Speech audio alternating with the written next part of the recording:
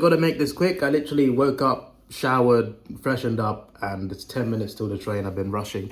But yeah, I'm gonna watch Priscilla that I wanted to watch on Sunday, but the fire alarm went off in the cinema. Never seen that before. A long time going to the cinema.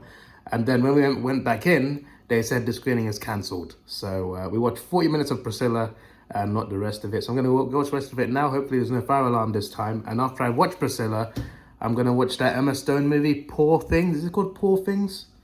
It's nominated for multiple Oscars. So I thought, hey, I was gonna watch it at first, and I thought, you know what? If it's Oscar nominated, at least give it a chance. So I'm watching that after Priscilla. So hopefully both movies are good, and let's go and see them. Yeah, feels like a second home to me right now. I go here so often. It's so quiet. There's not even any music. Peloton is. That was alright. It wasn't like this amazing, incredible movie, but it was pretty, like, the acting was great. Everyone did a good job. The acting was fantastic. It's just that the movie felt very limited. It felt like there was only so much they could do with the film. It's a movie about Priscilla's life with Presley, how he meets. Obviously, he meets her very young. She's like 15 when they meet. There's a lot of traffic here. I have to be out here on the main roads or be inside where there's copyright music. You see, I can't win here. But yeah, look, the film is good to an extent. It's just that it felt very limited. The ending was just like, it just ends. You know, it feels like it ends mid-scene. It doesn't feel like it has a proper ending. Obviously, it's based on true events and everything, and it's based on Priscilla's life with Presley. And it shows like how he was a bit controlling, a bit abusive, and also had a few affairs. So like, I understand the story. And yeah, it's understandable that they wanted to show Priscilla's perspective of Elvis. Obviously, Elvis was this big star, and this was like a different storyline. It was an Elvis movie, just not about Elvis. It was about Priscilla and her perspective of Elvis. So in that sense, it was great acting. Like, it was really well filmed, cinematography. All of that is good. Like, I can't praise any of that enough. It's just that with the plot itself, it felt very limited, and it felt like there's only so much they could do. So like, yeah, it's hard to explain it without spoiling. I mean, I guess this is a true story anyway, but like, it's hard to explain it without actually seeing the movie. Like, but when I mean, there's a bit of dirt in the cinema, I should look the other way. But when I mean, now you can't unsee it, can you? When I mean it's limited, I mean they could have done a lot more. It could have gone deeper. That's what I feel like. I feel like it was very surface level. I feel like it could have gone deeper with what they did with it. Again, I understand the storyline and everything. I just felt like they could have done more with it, considering what they were doing with this storyline. I just felt like there's a lot more to tell. Maybe there's more in the book that this movie is based on, but I feel like there's so much more to tell with the story, and you just see the surface of it, and you see parts, you know, the acting is great, as I said, but again, limited. It feels like they could have done a lot more. I'm still think it's pretty good for what it is. I give it 7.5 out of 10. I think that's a fair rating. But I also like, it should have been so much more than what it was. And you know, even though it's about Priscilla and Elvis, it also focuses a bit on Elvis as well. It didn't need to, I feel. But yeah, again, it just felt surface level. It didn't feel like it went deep enough into what it should be, considering it's a Priscilla movie about the private life of Elvis and the dark side of him. They could have done more, I feel, and I think there's definitely more to tell that they didn't show in this. So it is what it is. But yeah, like, from what they showed, I give it 7.5, but I feel like I'm a little bit underwhelmed, just considering, again, it just feels surface level. It felt like if they could have added more to it as well. It's a fairly short film, and what they did put in it, I feel like they could have gone deeper into it. So that's just what I feel. I also feel it could have been interesting to see a bit more of a parent's perspective as well, because they were there at the start of the film and not as much towards the end. And again, the movie just ends. It just ends in a place where you're just like, oh, was that it? But yeah, I'll give it 7.5. Probably being nice, but I've given a lot worse movies a 7, so 7.5, I think it's safe. Well, when I go 8, that's when it's solid. Higher than 8, I think it's really good. So yeah, it's just not quite solid for me. I think it's fine. It should have been more. So yeah, I'm on to Poor Things next. I've not watched any trailers. I'm gonna keep myself surprised.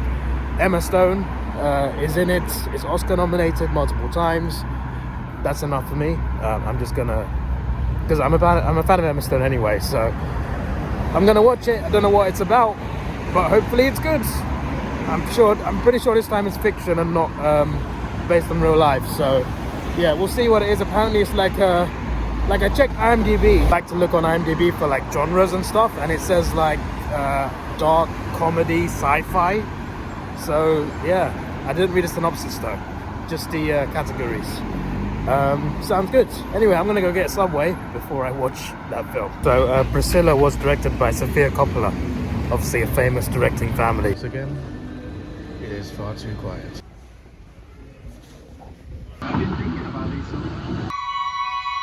Well, that was very weird. I'll let you know more when I get home. On my days, that movie was very strange. So Willem Dafoe plays a crazy doctor in this. The main character is Emma Stone. So Emma Stone's character, there was a woman who took her own life. Willem Dafoe's doctor character found her dead body in the river, and he brought her back to life, except she doesn't remember anything, right? But the way he brings her back to life is very effed up and sadistic, first of all, and I was very weirded out. You find out in the first 10 minutes what happens, like how she's brought back to life. I'm just like, wait, what? Mark Ruffalo is also in this. There's a few other familiar faces. But yeah, Emma Stone's the star of the show. She does a good job of playing someone who isn't there mentally, because obviously she's not that person. She's a whole new person. But she's like a baby, right? I don't want to say much more about spoiling it, but let's just say she doesn't remember anything. Not just who she was, but she remembers nothing. So she has to relearn everything. So Emma Stone plays this character that doesn't remember anything really well. Like, she's incredible. Like, some of these scenes, looking at it and just like, this must have taken a lot of takes, because there's some of these scenes I'm looking at it thinking, there's no way they didn't burst out laughing with acting some of these scenes. It wasn't just her either, other characters as well. The way they were acting sometimes, the accents they were putting on, especially Mark Ruffalo, how they kept straight faces, I don't know, for even one take, but I'd imagine some of these scenes took a lot of takes. It's very explicit, so there's different age rating systems in different countries, but obviously the US, like the high one, is rated R. In England, you got this, you got U, universal for everyone. You got PG, you got 12, which is like most movies. Most movies are 12. Action, Marvel, stuff like that, Transformers, any blockbusters basically are 12. And then you got 15, which is normally rated R. So like anything like heads chopped off, limbs chopped off, severe blood, stuff like that, that qualifies 15. 15 is the rating normally. And then you get 18, which is the highest, right? 18 is actually quite rare, especially now. It doesn't really go that high unless it's like really extreme. Like, it needs really extreme violence or explicit things. You know what I mean by explicit. There's no violence in this. There is a little bit of things here and there, but like there's no like, there is violence, but it's not like, it's a few little bits here and there. It's 18 because of the explicit nature. There's a lot of scenes that are explicit and involve having no clothes on. So yeah, so this movie was all over the place. At times I was like face palming a little bit. At times I was just like weirded out. Other times just like, what is going on? It's a very crazy, unhinged, strange movie. The actors all do a good job. Like, pretty much most of the cast are nut jobs, not the actual people. I mean, the characters.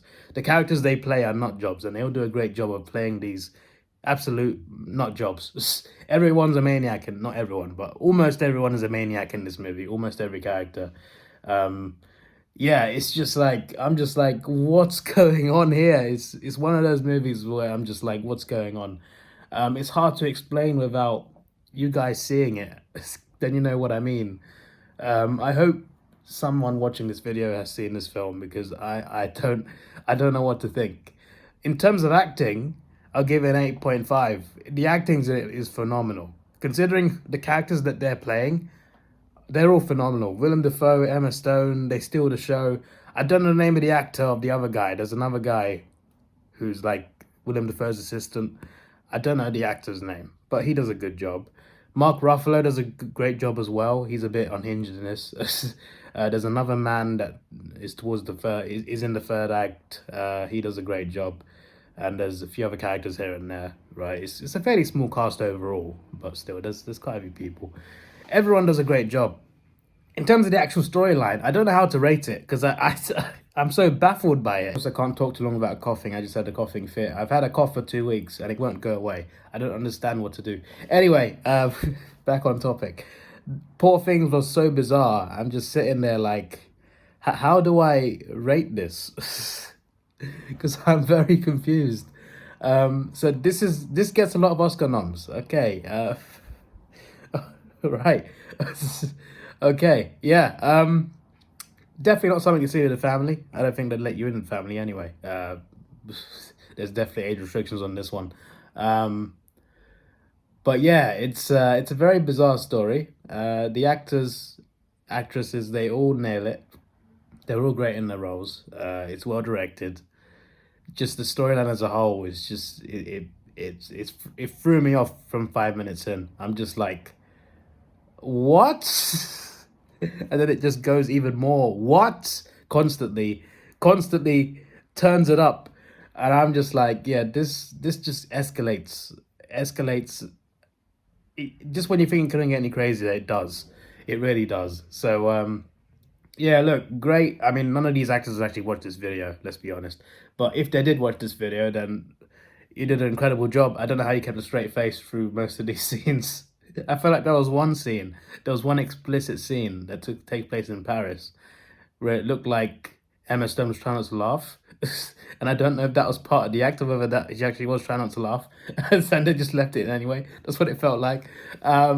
But yeah, again, it's hard to explain without you guys seeing it as well. But if you're old enough, go and see it. Definitely don't see it with your parents.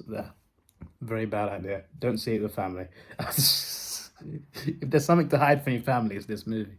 I had the same thing with Saltburn, but Saltburn was a bit crazier than this, actually. It was a lot crazier than this, to be honest.